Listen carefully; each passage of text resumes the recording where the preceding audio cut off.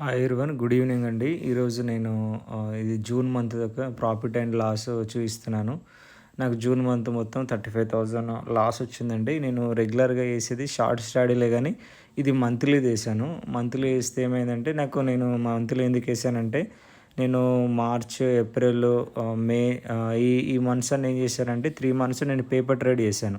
ఇది monthly short స్టడీలు paper trade చేస్తే నాకు మంచి ప్రాఫిట్ వచ్చింది ఆ పేపర్ ట్రేడ్ మీద నాకు మంత్లీది. అయితే నేను అది రియల్ టైంకి వచ్చినప్పుడు యాక్చువల్గా ఏంటంటే నేను రాంగ్ టైంలో రియల్ టైం వేసినట్టు అనిపించిందండి. ఎందుకంటే జూన్ మంత్ మొత్తం మనకు వన్ డైరెక్షన్గా ఎలక్షన్స్ రిజల్ట్స్ అవన్నీ వచ్చే వరకు వన్ డైరెక్షన్గా మార్కెట్ మూవ్ అయింది. కాబట్టి నేను మరీ ఎక్కువ కాకుండా 35,000 తోటి నేను లాస్ తోటి నేను బయటకు వచ్చాను.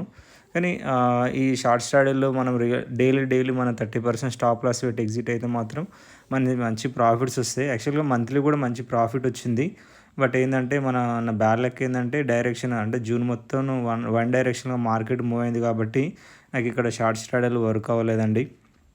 మీరు కూడా ఎవరైనా ట్రై చేస్తే డైలీ మనం 30% స్టాప్ లాస్తో వేస్తాం కదా విత్ ఎడ్జింగ్ తోటి షార్ట్ స్టడీలు, అది మంచిగా వర్క్ అవుతుంది. అండ్ మార్కెట్ వన్ డైరెక్షనల్గా మూవ్ అయినా లేకుండా అక్కడే మూవ్ అయినా సరే మనకు షార్ట్ స్టడీలు విత్ ఎడ్జింగ్తో అయితే మంచి ప్రాఫిట్ వచ్చిందండి. నేను ఏంటంటే ఇది మంత్లీ చేశాను. ఎందుకు ఊరికే నేను మంత్లీ వేయలేదు. 3 మంత్స్ నేను పేపర్ ట్రేడ్ చేసిన తర్వాతనే నేను మంత్లీ స్టార్ట్ చేశాను. మీరు కూడా ఎవరైనా షార్ట్ స్టడీలు మంత్లీ ఒకవేళ జూన్లో వేసి ఉంటే వాళ్ళు కూడా లాస్ అయ్యే అవకాశం ఉంటుంది. నేను అలా వేసిన తర్వాత అయితే నేను ఎడ్జింగ్తో వేసాను కాబట్టి నాకు ఆ ఎడ్జింగ్ అనేది ఏం చేసిందంటే లాస్ను కొంచెం కవర్ చేస్తూ వచ్చింది. అయితే ఇది జూన్ మంత్లో నాకైతే 35,000 అనేది లాస్ వచ్చిందండి.